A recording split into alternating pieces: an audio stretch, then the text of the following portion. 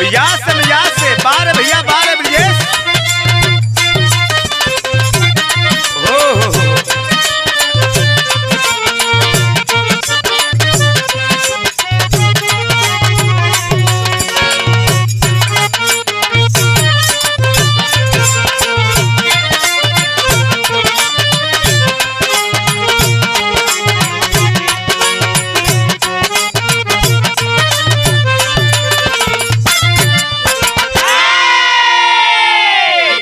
अच्छा बाबूजी, हम भोजपुरी बिरहा गायक राम आशीष यादव एंड पार्टी आप सब भैया लोग के बीच में एक बहुत ही बड़ी दुखद घटना लेकर के प्रस्तुत हैं,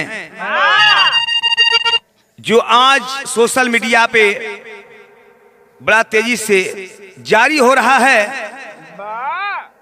प्रकाशित हो रहा है। एक पश्चिमी बंगाल की डॉक्टर बेटी के साथ बलात्कार के बाद जघन्य अपराध किया जाता है, जिससे मेरा देश ही नहीं पूरा ये मेरा विश्व शर्मसार है। ये बिरहा आप सब भैया लोग आरपी म्यूजिकल इंटरटेनमेंट के माध्यम से सुनेंगे और देखेंगे। आज ये रिकॉर्डिंग बाबा किनाराम स्टूडियो चहनिया चंदौली के अंदर हो रही है। मास्टर साहब आइए, भूमिका संकेत है।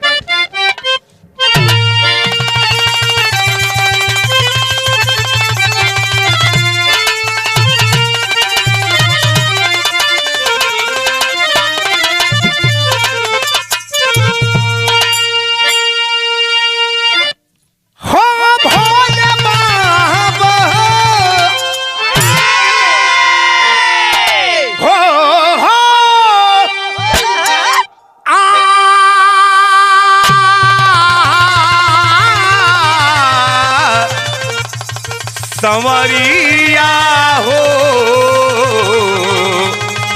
भोले बाबा जोगिया राम।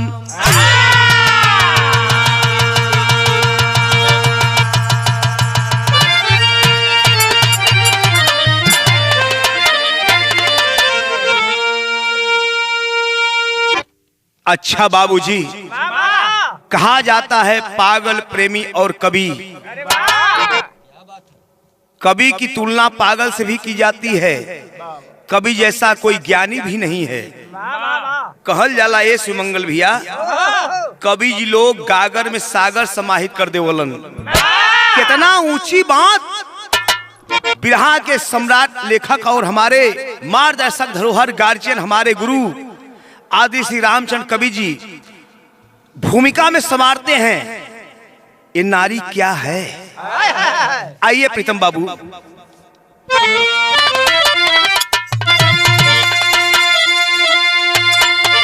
पूजा गया है जहां नारियों को, मनुज ही नहीं देवताओं ने पूजा। गृह लक्ष्मी देवी जननी जगत की, कहे शास्त्र यश गान सदियों से गूंजा। उसी देश में आज क्या हो रहा है? शर्म को शर्म कह दे मैं खुद आ रही है, मगर शर्म उन पापियों को नहीं है। भले गर्त में जिंदगी जा रही है।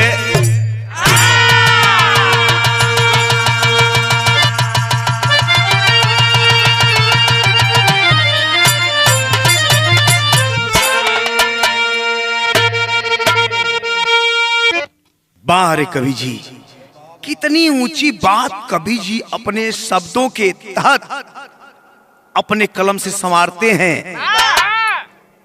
पूजा गया है जहां नारियों को मनुष्य ही नहीं देवताओं ने पूजा। गया लक्ष्मी देवी जननी जगत की, कहे शास्त्र यश गान सदियों से गूंजा। ओ धरती है जिस धरती पे ये मानव ही नहीं मनुष्य ही नहीं, जिस धरती पे नारी की पूजा स्वयं भगवान ने भी किया था, लेकिन आज ये भारत भूमि उसी देश में आज क्या हो रहा है। शर्म को शर्म कहने में खुद आ रही है, मगर शर्म उन पापियों को नहीं है। भले कर्तव्य जिंदगी जा रही है। कवि जी लिखत हुवन कि हमें भी शर्म लगत हो वो पापी के पापी कहे में। बिरहा के अंतर्गत कवि जी बड़ा सुंदर कव्वाली का संकेत करत हुवन। कैसे मास्टर?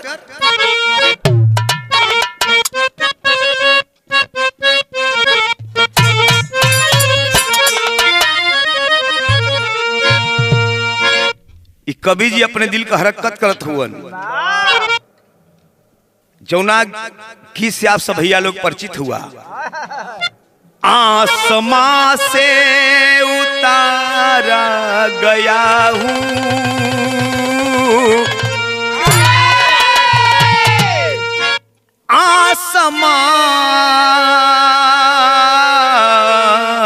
आसमां से, आसमां से उतारा गया हूँ, जिंदगी दे के मारा गया हूँ। आसमां से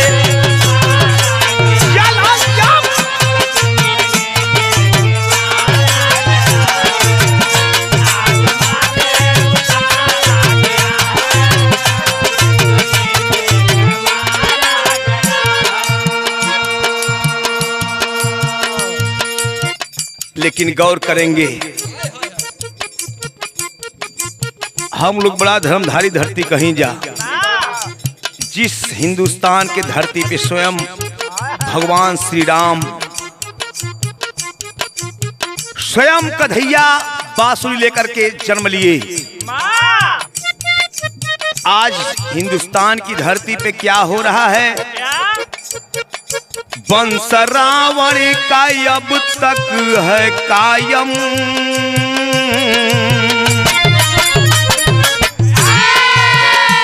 वंश रावण का अब तक है कायम।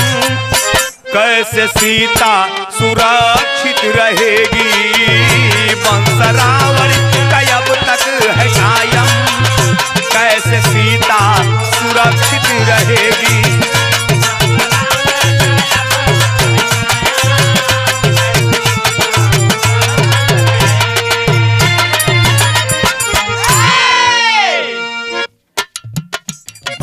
रावण का अब तक है कायम, कैसे सीता सुरक्षित रहेगी?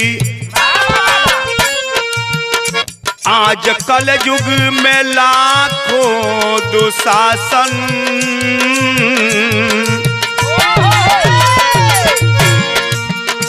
आज कल युग में लाखों दुशासन, द्रौपदी दर्द कितना सहेगी?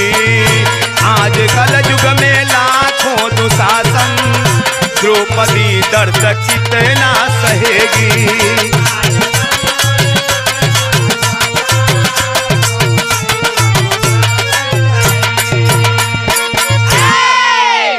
कितना बढ़िया बात कवि जी लिखलन।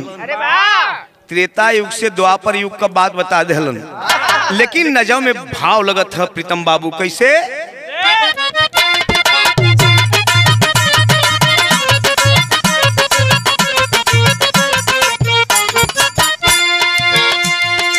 रे मेरा हिंदुस्तान, जौने हिंदुस्तान के लोग विश्व गुरु कहलन, जिस हिंदुस्तान को India is the golden world के नाम से लोग जानते हैं,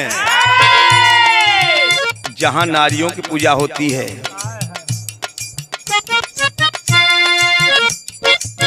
सभी झूठा दावा है आज इन सरकारों का,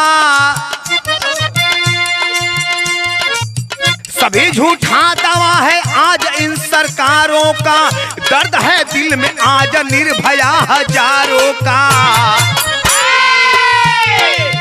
कानून का ऐलान केवल कागजाती है, कानून का ऐलान केवल कागजाती है, दरिंदगी की खबर हर रोज नई आती है। सरकार क्यों नहीं फांसी का सजा देती है, सरकार क्यों नहीं फांसी की सजा देती है, देश में दानवता की हर तरफ ही खेती है। कलकत्ता की खबर से देश शर्मसार हुआ, कलकत्ता की खबर से देश शर्मसार हुआ, बेटियों को लेकर चिंतित लाखों परिवार हुआ। 8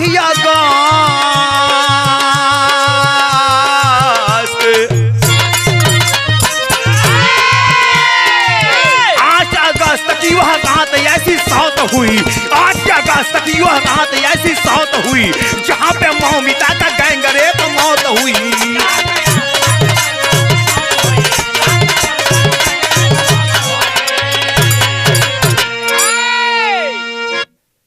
डॉक्टर बनने की सपना लेकर के वह लड़की जीव विज्ञान में शिक्षा प्राप्त की और पर्यावरण विज्ञान में पीएचडी मास्टर डिग्री प्राप्त की। लड़की फेफड़ों की बीमारी में महारत हासिल करना चाहती थी। मौमिता आरजी कर कॉलेज प्रशिक्षण 2 साल की छात्रा थी। ए भैया हो, जा करके आरजी मेडिकल कॉलेज में एडमिशन लेती है। हुआ क्या, विदेशिया में संकेत है।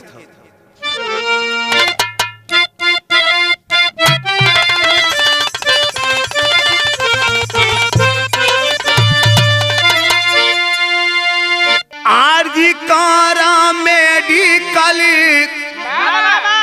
कलेजावा में मौमिता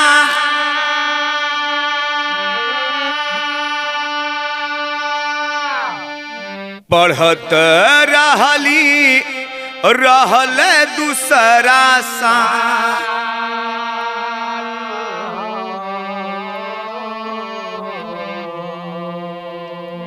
अब बन के ट्रेनी डॉक्टर करत रहली सेवा,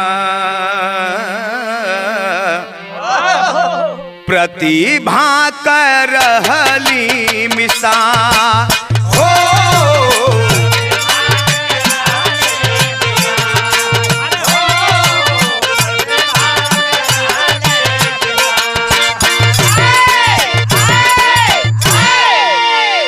ए बाबू मौमिता देवनाथ जा करके आरजी मेडिकल कॉलेज यानी राधा गोविंद कर मेडिकल कॉलेज में एडमिशन लेती है 2023 में।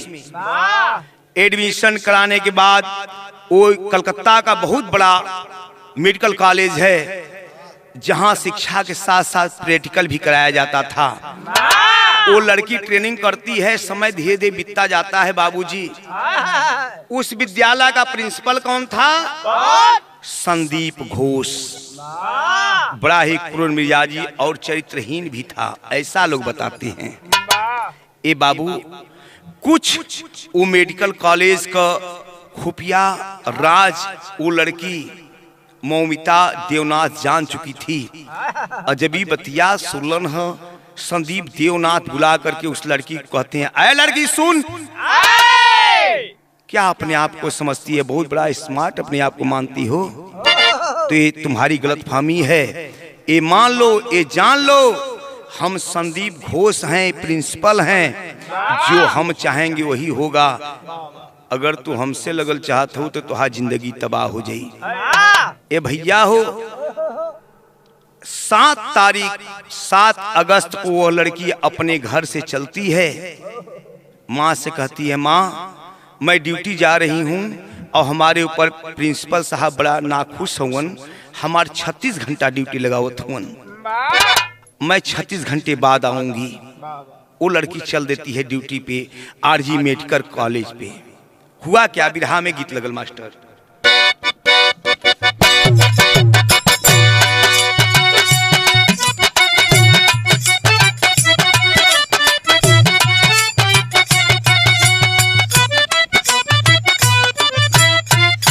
यह गीत बा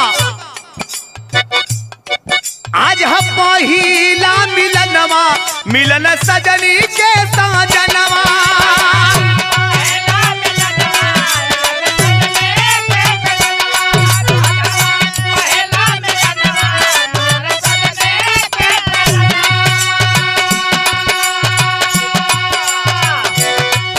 हमर अंग अंग गुलाब खिल के बढ़ल बाबा दनवा।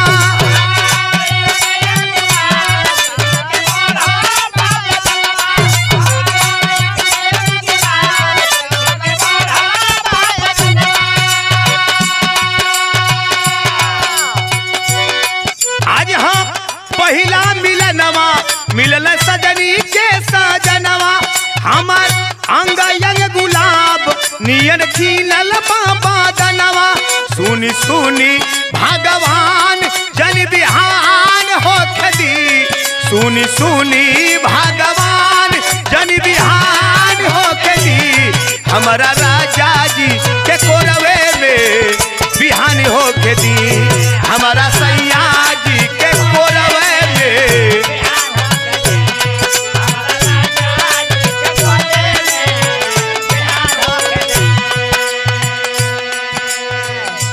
ए बाबू ई त गीत है। वो लड़की मौमिता देवनाथ अपने घर से अपनी माँ से बोलकर चलती है, माँ मैं जा रही हूँ ड्यूटी पे और 36 घंटे बाद आऊंगी। दिल में तमन्ना है, इच्छा है, सपना सजाई हुई वह लड़की इच्छा लेकर के वह लड़की चली है, ड्यूटी पे लग जाती है। हुआ क्या, लक्ष्मीता का भारी गोल्ड मेडल का तैयारी।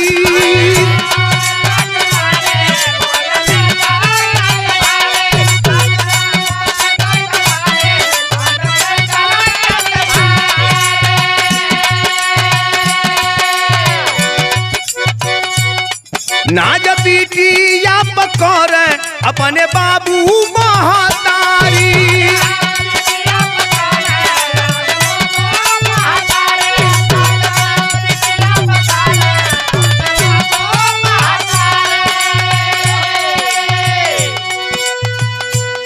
लक्ष्मीता का भारी गोल्ड मेडल का तैयारी।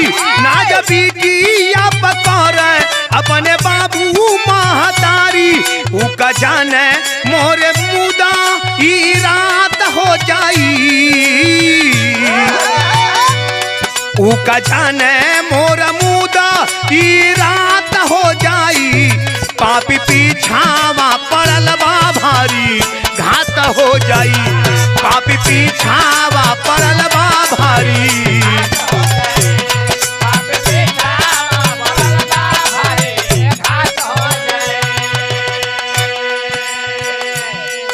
ए बाबू 8 अगस्त को मौमिता देवनाथ 10:53 पे अपनी मम्मी से बात करती है, माँ मैं सकुशल हूँ, आप कैसी हो। माँ बोलती है, बेटी अभी पापा नहीं आए हैं, खाना बनाकर रख दी हूँ, पापा आएंगे तो साथ में बैठकर खाएंगे। देवनाथ डॉक्टर बोलती है कि माँ खाना खाकर सो जाओ, मैं भी व्यस्त हूँ, मरीजों से मिलने जा रही हूँ, उसके बाद सुबह बात करूंगी। ए भैया हो, वो लड़की डॉक्टर देवनाथ, डॉक्टर मौमिता जाकर के अपने मरीजों से मिलती है। मिलने के बाद आती है 2 बजे, अपने 4 मित्रों के साथ भोजन करती है, डिनर करती है। हुआ क्या,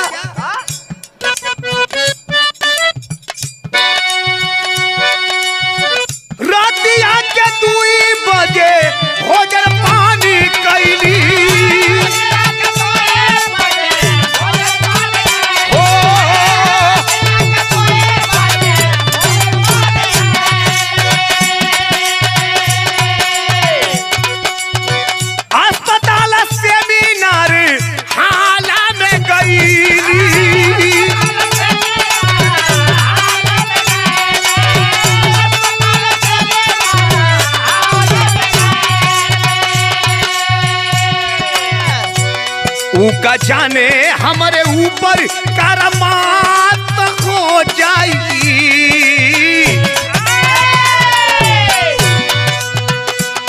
ऊका जाने हमारे ऊपर करामात हो जाई, पापी पीछावा पड़ल बा थारी घाट हो जाई।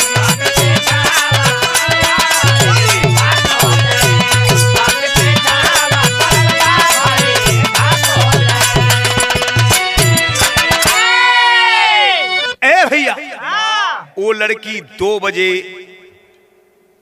रात में अपने 4 मित्रों के साथ डिनर करती है और डिनर के समय जो 4 मित्र थे उसमें एक लेडीज डॉक्टर थी। कुछ बात के लेके झगड़ा भइल, कहा सुनी भइल और धमकी भी दिया गया। तू अपने आप को बहुत बड़ी डॉक्टर समझती है, तुम्हारी गलतफहमी है, भूल जा, बहुत बुरा परिणाम होगा। वो लड़की डिनर करने के बाद 4 फ्लोर पे सोने के लिए सेमिनार हॉल में जाती है। सेमिनार हॉल में जाकर के वो लड़की जैसे ही सोती है, इधर वही 4 डॉक्टर अपने स्टाफों में एक खबर दे देते हैं, ये सूचना, ये अफवाह उड़ा देते हैं कि कोई भी 4 फ्लोर पे नहीं जाएगा, 4थी मंजिला पे नहीं जाएगा, क्योंकि वो निर्माणाधीन कार्य चल रहा है। ये बाबू वो लड़की जाकर के सोई है, लेकिन हुआ क्या? बिरहा में गीत बदल गई मास्टर साहब।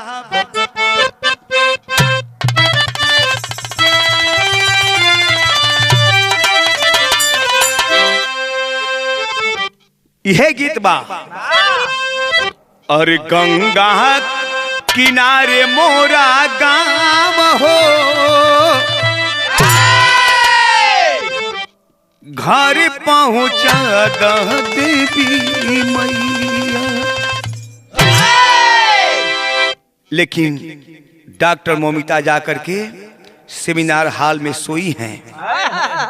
मौमिता समझना पवली राज हो,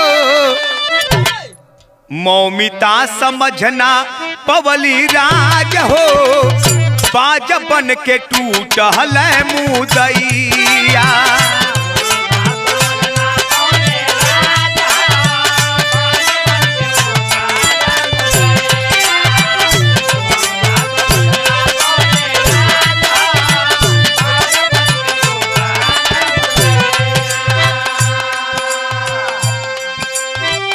सीसी कैमरा के फोड़ल, सारा लाइट बत्ती तोड़ल,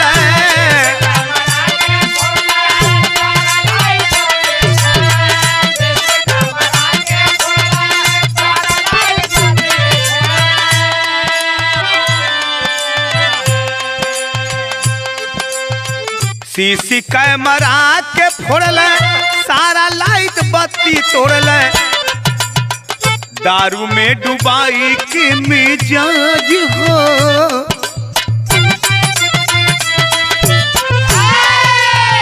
दारू में डुबाई के मिजाज हो, बाज बन के टूटल मुदैया।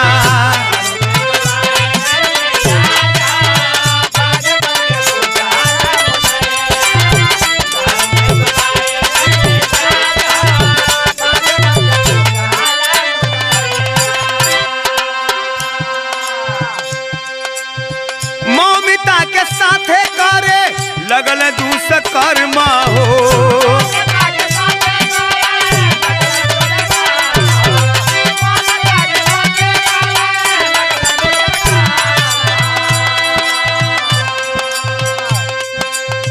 हद तक लड़ली पापी कईल अधर्म हो,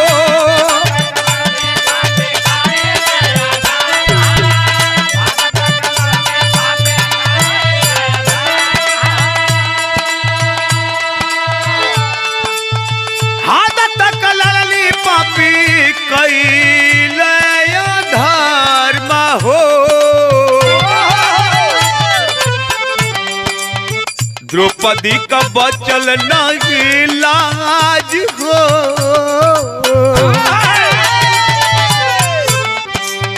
द्रौपदी का बचल नहीं लाज हो, बाज बन के टूटल मुदैया।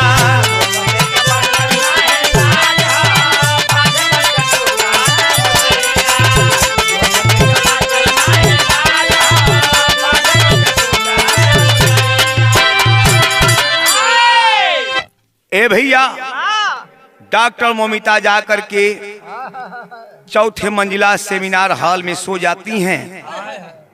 एक व्यक्ति जिसका नाम बताया गया संजय राय, कलकत्ता का रहने वाला 33 वर्षीय, जो कलकत्ता पुलिस में नागरिक स्वयं सेवक के रूप में नियुक्त था, जहां 12,000 रुपया के पेमेंट मिले और साथ ही साथ मेडिकल कॉलेज में दलाली का कभी काम करे। कोई पेशेंट ला करके एडमिट कराता, भर्ती कराता था और कराने के बाद कमीशन कुछ उसको मिल जाता था। वो 8 तारीख रात में 9 बजे एक पेशेंट को लेकर के आया और एडमिट कराया, एक्सरे कराया, एडमिट कराया और कुछ कमीशन मिला तो ला करके अपने मित्र के साथ उसी मेडिकल कॉलेज के पीछे जाकर के दारू पीता है। और दारू पीने के बाद वह संजय राय अपने मित्र के साथ जैसे सोनागाछी, समझे तो, रेड लाइट एरिया में जाता है। वहां से फिर घूम करके वह लड़का संजय राय आता है और 4 बजे रात में फिर अपने मेडिकल कॉलेज के पीछे रास्ते से ऊपर सेमिनार हॉल में जाता है और जाकर दारू में एकदम मस्त है। गया, जब देखा मौमिता को देख करके अवाक रहा है, इतनी सुंदर, जनते हुआ शराब के बाद स्वभाव नरभक्षी बन गया, टूट पड़ा। वह लड़की जग करके बैठी और बोली कि अरे संजय, अरे जरा सोच, मैं डॉक्टर हूं, तू मेरा धर्म का भाई है, लेकिन दारू में मस्त हो। पकड़ करके यही मुंह के ले जाकर दीवार पे लड़ा देता है। वो लड़की बेहोश हो जाती है, लेकिन फिर भी नहीं छोड़ता है। बाबू, हुआ क्या? गीत बदल गई।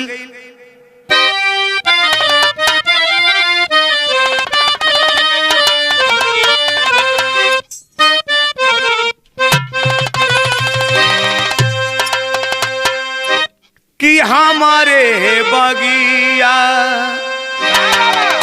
के चुनमुन चिड़ैया, चिड़ैया कहवा उड़ी गईली हो।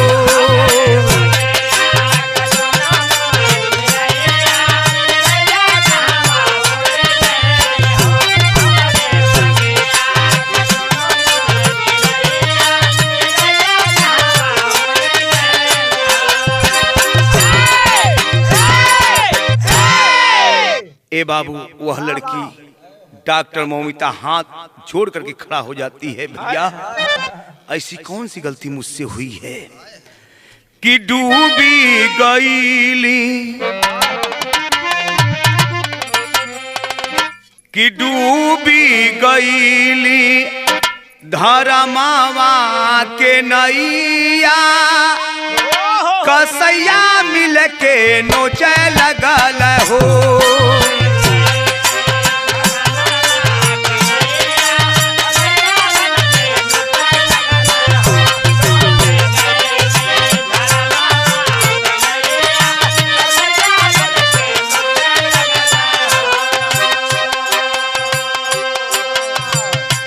ए बाबू, वह पापी मानता नहीं है, पकड़ करके मुंह दीवार में लड़ा देता है। उसके बाद क्या किया?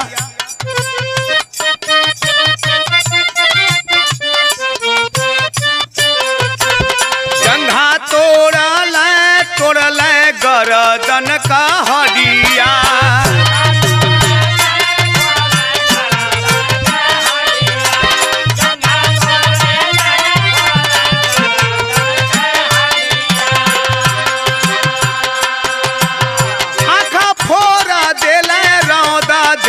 पूरी बडिया।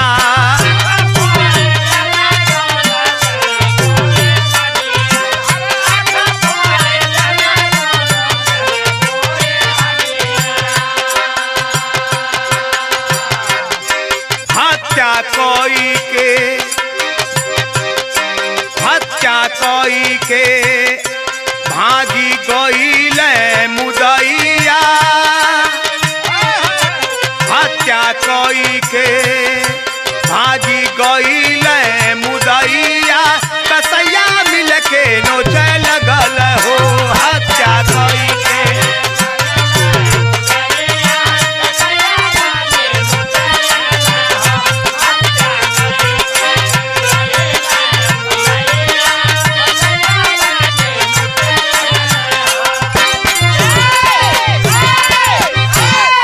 ए बाबू पकड़ करके मुंह ले जाकर के दीवार में लड़ाता है, जिससे गर्दन की हड्डी टूट जाती है। इतना ही नहीं बाबूजी, जूता पहना था, पैर से मारता है और जा करके उसके जब चेहरे पे लगता है, चश्मा लगाई हुई वो डॉक्टर बेटी चश्मा फूट करके आंख में धंस जाता है, आंख से ब्लडिंग शुरू हो जाती है। इतना ही नहीं ये बाबू पकड़ के गला दबावत हो। ये ऐसी घटना है, ऐसी घटना है बाबू, कहने में भी शर्म को भी शर्मा रही है। वो लड़की मर जाती है, वो लड़की मर गई। जब तक जिंदा थी अस्मत लूटने नहीं दी, जब वो लड़की मर गई, ये हवस का पुजारी नरभक्षी राक्षस उसके ऊपर टूटा हुआ है, नशे में धूत है। लड़की जब मर जाती है उसके बाद उसके साथ बतावा एक मरल लाश के साथ उस साला नीच कमीना पापी दुष्टता करता है, रेप करता है। ये लिए कवि जी बिरहा की शैली में लिखत हुआ।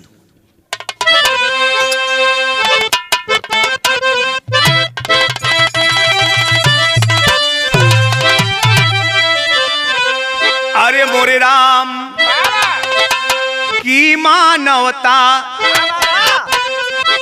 का जनाजा उठ गया, की मानवता का जनाजा हो, की मानवता का जनाजा उठ गया। अरे रोवे देश की गरिमा चौदी से देखा दानवता,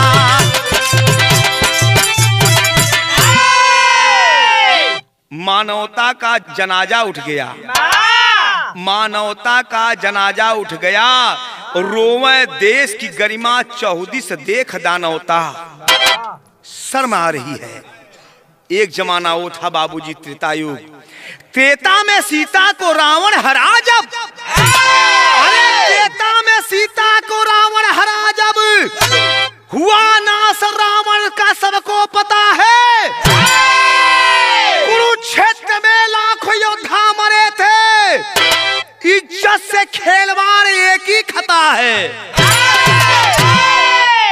कलयुग में दर दर दुर्योधन दुशासन, अरे कलयुग में दर्दन दुर्योधन दुशासन, सहरई जंस है आज लाखों पंचाली सीता। शासन प्रशासन न कानून का भय, दरिंदों का वंशज खुले आम जीता। एक जमाना बाबूजी ओ रहा त्रेता युग में, माता सीता का हरण करके रावण ले जाके अशोक वाटिका में बैठोले रहल, नारी के साथ अत्याचार किया, उसका वंश निर्वंश हो गया। आज तक कलयुग में लाख रावण दुशासन दुर्योधन घूमत हुवन। ये लिए कवि जी के लिखे के पड़ल। उसी समय सुबह का समय है, यानी 9 तारीख, एक हॉस्पिटल का कर्मचारी ऊपर सेमिनार हॉल में जाता है, जाकर देखता क्या है, अबाक रह गया। नीचे आकर बताता है कि डॉक्टर मौमिता तो अर्धनग्न स्थिति में पड़ी हैं। जंगल के आग जैसा नहीं चर्चा होए लगल। सबसे पहले उस हॉस्पिटल के प्रिंसिपल को खबर दी जाती है, संदीप घोष को। जब संदीप घोष इस बात को सुना, 2 घंटे बाद आया, और जब आया तो पूरे हॉस्पिटल के स्टाफों को बुलाया और उसी सेमिनार हॉल में बैठक करवाया। 10:53 पे मौमिता के माता पिता के यहाँ पहला फोन जाता है और उसमें बताया जाता है कि सुनिए, आपके बेटिया का तबीयत बहुत ज्यादा खराब है।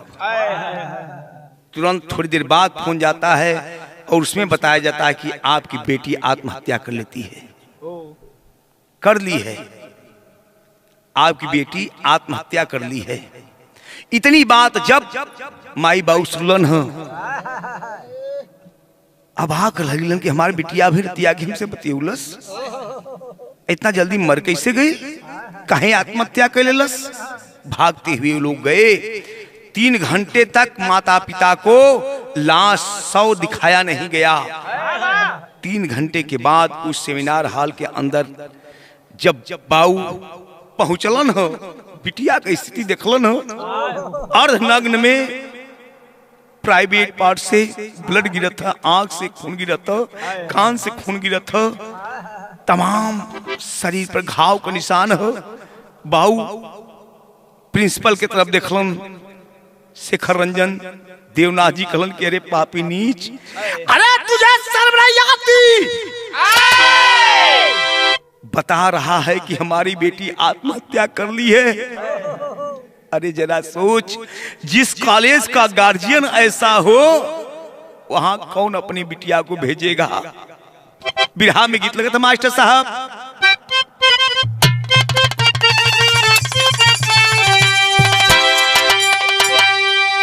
ये कहलन, अरे बिटियन के बाबू माई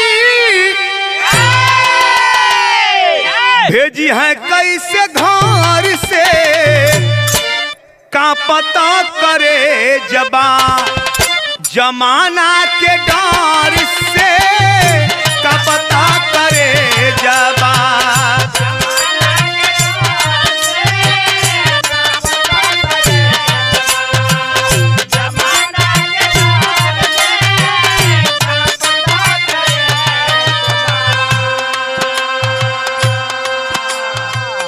बाबू शेखर रंजन देवनाथ जी प्रिंसिपल साहब की तरफ, संदीप घोष की तरफ इशारा करते हैं कि अरे नीच कमीना, कौन माता पिता अपने बिटिया को, अपने बेटे को ऐसे विद्यालय में भेजेंगे। तब कैसे बचाए कोई,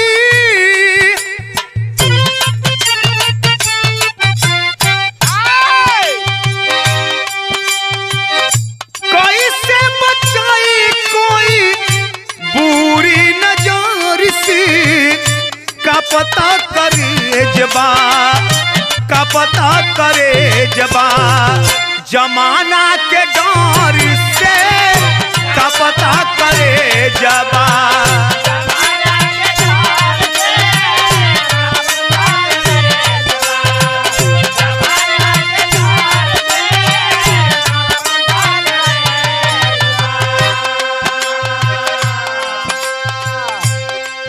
अब तो मुझे शर्म आ रही है। पीड़िता के पिताजी बता रहे हैं, लोग पास ये बता बेटी जाना मात के,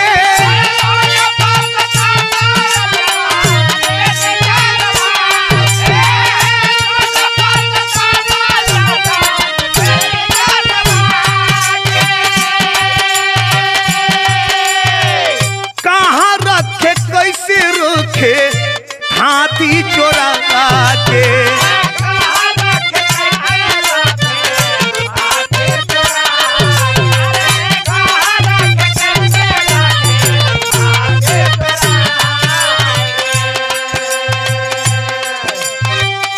जियत मुवत मालोग,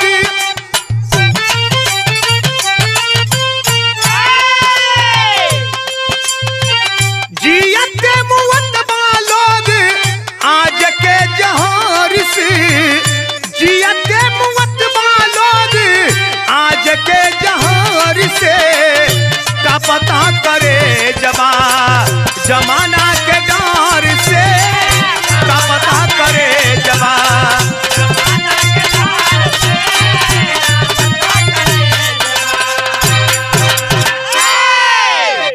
ए बाबू आवाज देते हैं शेखर रंजन सिंह रंजन देवनाथ जी कि अरे तुझे शर्म नहीं आती? तेरे इस घिनौना कर्म पे अब तो माता पिता भी उदास हो बैठे हैं। कौन इस मेडिकल कॉलेज में अपने बच्चे को भेजेगा? जब इतनी बात हुई, जब जनता में ये बात गई कि इस मेडिकल कॉलेज में गैंग रेप किया गया है, धीरे धीरे लोग बात बतावत हुन। वो मेडिकल कॉलेज का जो कलकत्ता का मशहूर मेडिकल कॉलेज आरजी कर मेडिकल कॉलेज था। एक और घटना सामने लोग बता रहे हैं। क्या गीत बदल गए मास्टर साहब? लोग की आवाज है, आसपास के लोग बता रहे हैं। ये पहली घटना नहीं है। क्या बतौलन मास्टर साहब?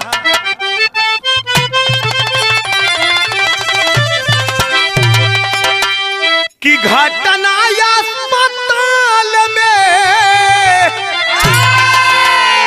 इना पहली बार बा, कि घटना अस्पताल में इना पहली बार बा, ऐसा न भयल हजार बाना।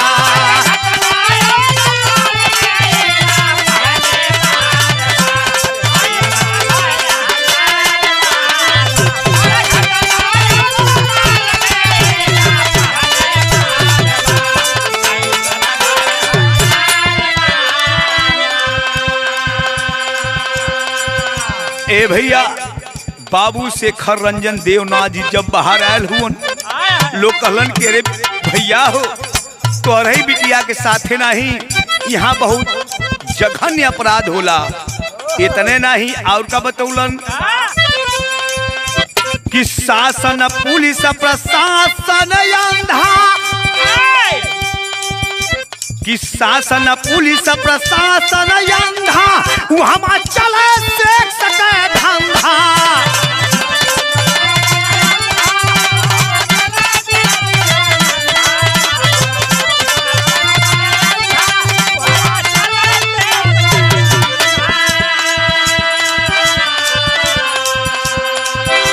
कि शासन पुलिस प्रशासन अंधा,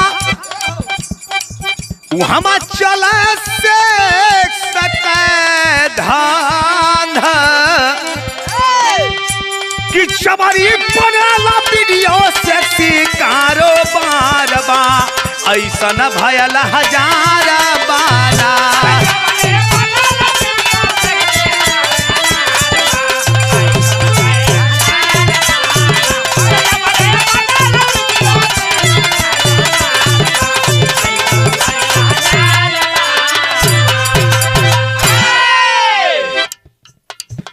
ए भैया, लोग बताओ थोन कि इतने नहीं, ये जो पापी नीच गद्दार जो इस मेडिकल कॉलेज का प्रिंसिपल है, ये अपने आप को माफिया समझता है और इस मेडिकल कॉलेज में माफिया राज चलाता है। यहाँ इसका 5 खुलासा है। इस मेडिकल कॉलेज में कोई लावारिस लाश आती है तो ओकर बोली लगावल जात रहल। लावारिस लाश के अंग बांग्लादेश में बेचल जात रहल। घूस भी ले, लड़कन से कोनो के फेल करके ओसे कमीशन ले, तमाम ऐसा बात मिलल। लेकिन ये लड़की डॉक्टर मौमिता पोस्टमार्टम रिपोर्ट का बतौलस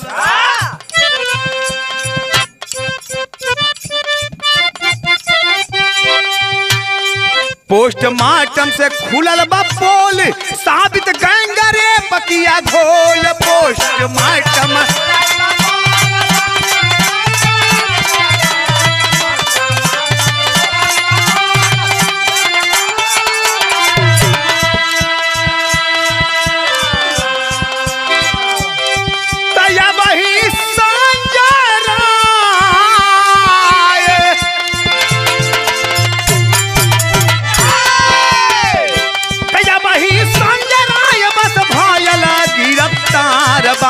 ऐसा न भयल हजार बाना।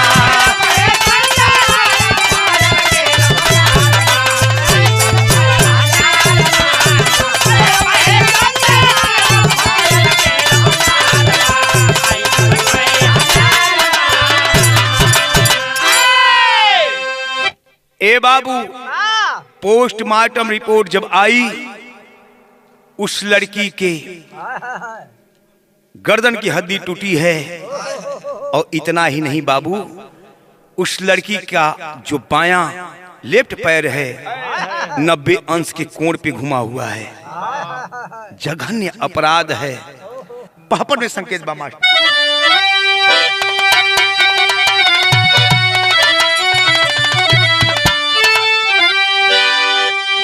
अरे बेटी पढ़ाओ बेटी बचाओ नारा सारा गर्दिश में, और डामाडोल कश्ती है बीचे धारा सारा गर्दिश में। बताने की जरूरत नहीं है बाबू। आज हमारे देश के गृह मंत्री माननीय श्री अमित शाह जी रात में टीवी चैनल पे बोलते हैं, आज मेरा देश कहां से कहां चला गया। आज हमारी बहन बेटी रोड पर गहना आभूषण सज धज करके स्कूटी से जा सकती हैं, कोई माई का लाल नहीं रोक सकता उनको। आल्हा में संकेत बा बाबू कैसे?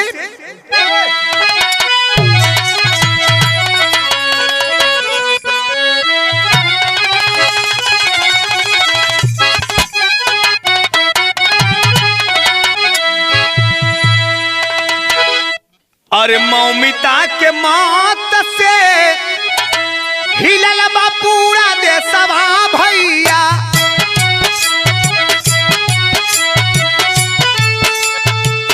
कलकत्ता नगरा में मचाला हाहाकार।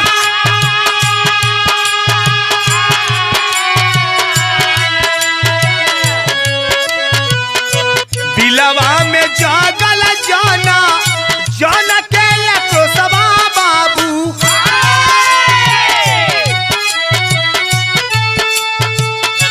गैला घेराई हो मोदी सरकार।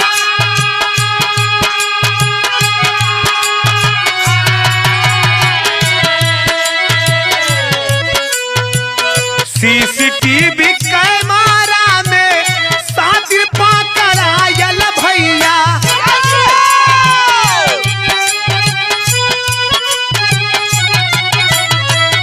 भेदवा मिलल ना पूरा राज बरकरार।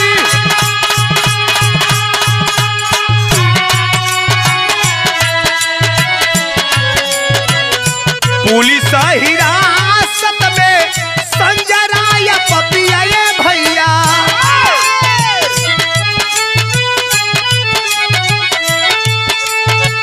सीबीआई जांच जारी कैल सरकार।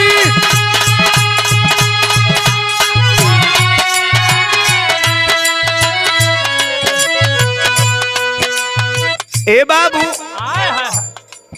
9 तारीख सुबह जब एक खबर फैली है, पुलिस प्रशासन वहां पहुंची।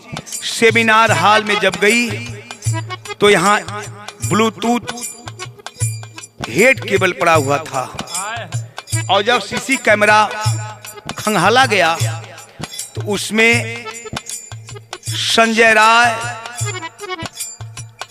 4:47 पे उधर से वापस आया था।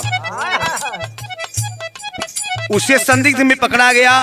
और जब वो आया, जब हेड केबल उससे पूछा गया किसका है तो बताया कि मेरा हेड केबल है। मैं इसलिए आया था पता लगाने के लिए कि डॉक्टर मौमिता सोई हैं या जगी हैं, पेशेंट को जरूरत थी। ए बाबू, जब प्रशासन उस संजय राय को लेकर के गई, जब 3rd डिग्री लगावे शुरू कैलस तब बता दिया कि नहीं, मैं ही आरोपी हूं। मैंने डॉक्टर मौमिता के साथ रेप किया और मारा पीटा। देशवा का जनता हो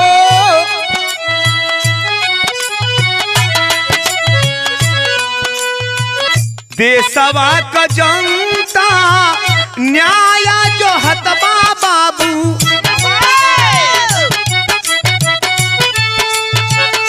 कहियाल पापी होई है गिरफ्तार।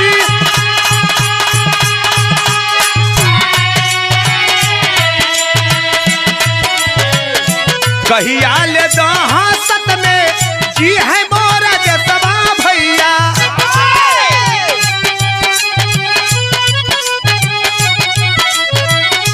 कहिया ले धर्मी लोकली हायावादारी।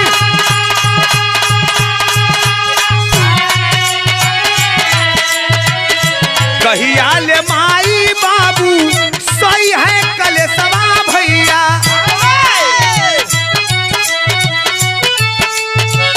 बेटी जन्मा के कब ले रही है लाचारी।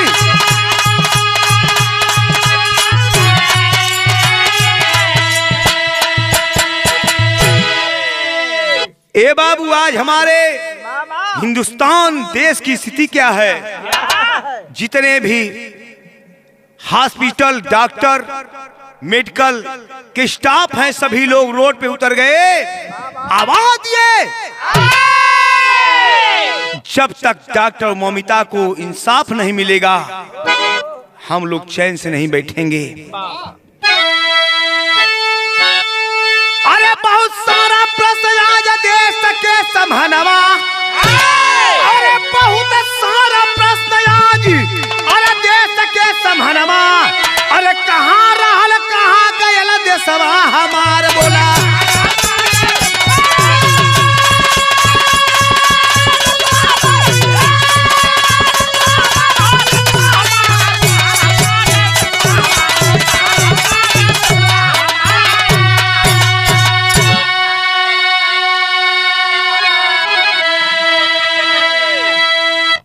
ए बाबू दिल्ली में सभी डॉक्टर रोड पे कैंडल जला करके उस डॉक्टर बिटिया को श्रद्धांजलि समर्पित करते हैं और मांग रखते हैं कि उस बेटी के उस डॉक्टर बिटिया के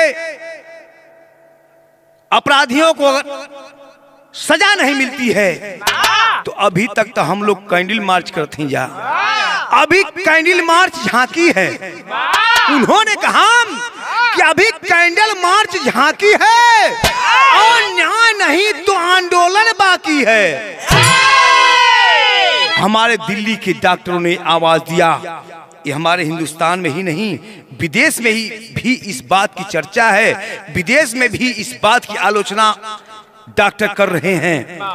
लेकिन माई बाबू के सामने जब सीबीआई जांच के दौरान सीबीआई के अफसर लोग पहुंचे, माई बाबू की एक ही बात कहते उनका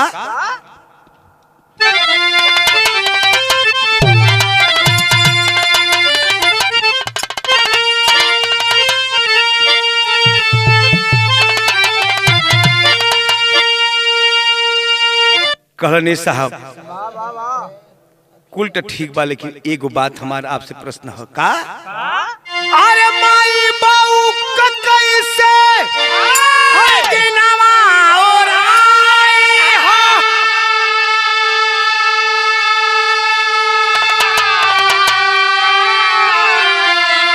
आप पपिया बिगाड़ी आज हाय पपिया बिगाड़े आज और त्याल बुढ़ाई हो पपिया बिगाड़े आज।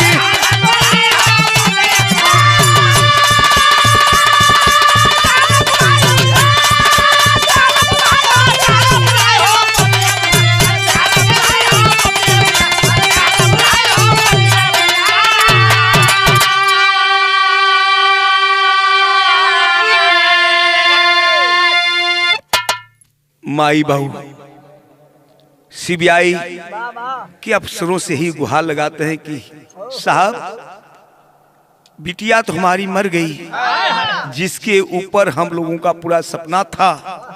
बिटिया कभी सपना रहल कि हम डॉक्टर बने, लेकिन बिटिया के सपना के साथ साथ हमन का बुढ़ाई भी बिगाड़ के पापी चल गिलन से कहना बाका। अरे सरकारी सांत्वना से बूझी नहीं आग हो आजरल रामा कृष्ण का धारा दिया का भाग हो।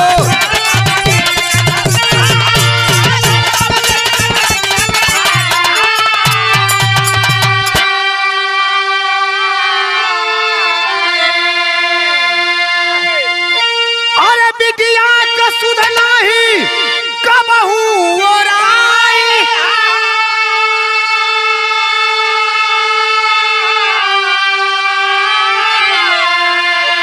पपिया बिगाड़ी आज अद्हल बुढ़ाई हो पपिया बिगाड़ी आज। अरे यार अब जैसन चाहत बा देश में कानून हो, अरे नहीं तो हो तराही ऐसे रे बखून हो।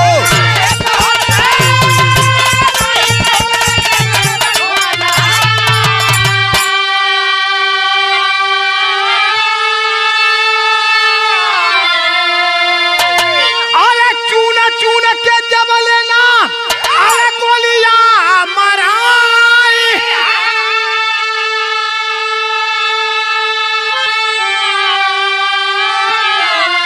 पपिया बिगाड़े आज ए बाबू पपिया बिगाड़े आज।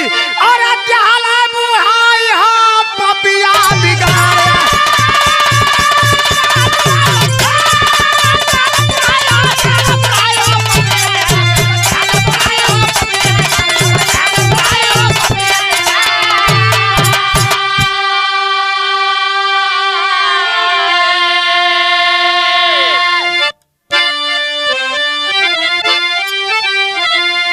गुरु बिहारी गुरु गणेश गुरु रामलाल दुखभारी बच्चन गम में कवि चंद्रिका रामदेव फुलबारी। अरे मानवता का जनाजा उठ गया आशीष रामचंद्र जस से न समझावता मानवता।